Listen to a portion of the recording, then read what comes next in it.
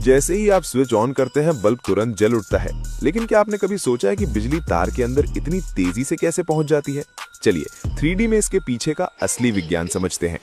अब हम तार के अंदर चलते हैं जहां कॉपर के लाखों करोड़ों छोटे छोटे एटम एक खास जाल जैसी संरचना बनाते हैं और इसी के बीच बिजली का असली खेल शुरू होता है। कॉपर एटम के बाहर कुछ इलेक्ट्रॉन ढीले बंधे होते हैं।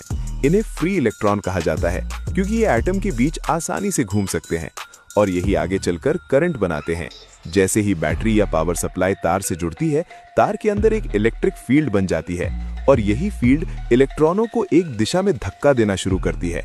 इस इलेक्ट्रिक फील्ड के कारण इलेक्ट्रॉन धीरे धीरे एक दिशा में बढ़ते हैं। उनकी स्पीड बहुत ज्यादा नहीं होती, लेकिन लाखों करोड़ों इलेक्ट्रॉन एक साथ बहते हैं।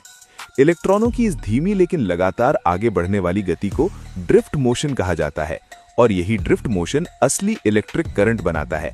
जब बहुत सारे इलेक्ट्रॉन एक दिशा में बहते हैं तो हम उसे करंट कहते हैं और यही करंट तार के अंदर से होकर हमारे उपकरणों तक पहुंचता है। अब मजेदार बात सुनिए, इलेक्ट्रॉन खुद बहुत धीरे चलते हैं, लेकिन इलेक्ट्रिक फील्ड लगभग तुरंत पूरे तार में फैल जाती है। इसलिए स्विच ऑन करते ही बल्ब तुरंत जल उठता है। इसे ऐसे समझिए जैसे पाइप में भरी गेंदों को एक तरफ से धक्का दें तो आखिरी गेंद तुरंत बाहर निकल जाती है। तार के अंदर भी यही होता है। एक इलेक्ट्रॉन आगे बढ़ता है और अगले को धक्का देता है, फिर अगला अगले को, और इस तरह पूरी श्रृंखला में ऊर्जा आगे बढ़ती जाती है। जब ये करंट बल्ब के फिलामेंट तक पहुंचता है तो पतले फिलामेंट में इलेक्ट्रॉनों की टक्कर से जबरदस्त गर्मी पैदा होती है। यही गर्मी फिलामेंट को इतना गर्म कर देती है कि वो चमकने लगता है और रोशनी पैदा करता है। जब इलेक्ट्रॉन तार के अंदर आगे बढ़ते हैं तो वे रास्ते में कॉपर एटम से लगातार टकराते रहते हैं और इन टक्करों के कारण उनकी ऊर्जा का कुछ हिस्सा गर्मी में बदल जाता है। इसी प्रभाव को हम इलेक्ट्रिकल रेजिस्टेंस कहते हैं। रेजिस्टेंस का मतलब है करंट के रास्ते में रुकावट, यानी जितनी ज्यादा टक्करें होंगी उतनी ज्यादा ऊर्जा गर्मी में बदलेगी और इलेक्ट्रॉनों की गति उतनी कम होगी। अब सोचिए, अगर तार मोटी हो तो इलेक्ट्रॉनों को चलने के लिए ज्यादा जगह मिलती है, इसलिए रेजिस्टेंस कम होता है और करंट आसानी से बहता है। लेकिन पतली तार में रास्ता तंग होता है, टक्करें ज्यादा होती हैं और रुकावट बढ़ जाती है।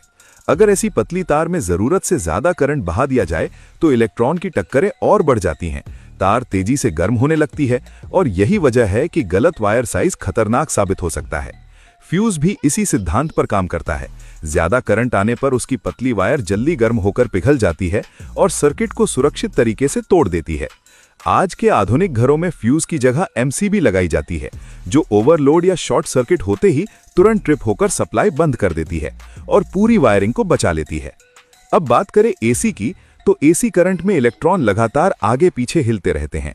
वे तार के अंदर लंबी दूरी तय नहीं करते, बल्कि सेकंड में कई बार दिशा बदलते हैं।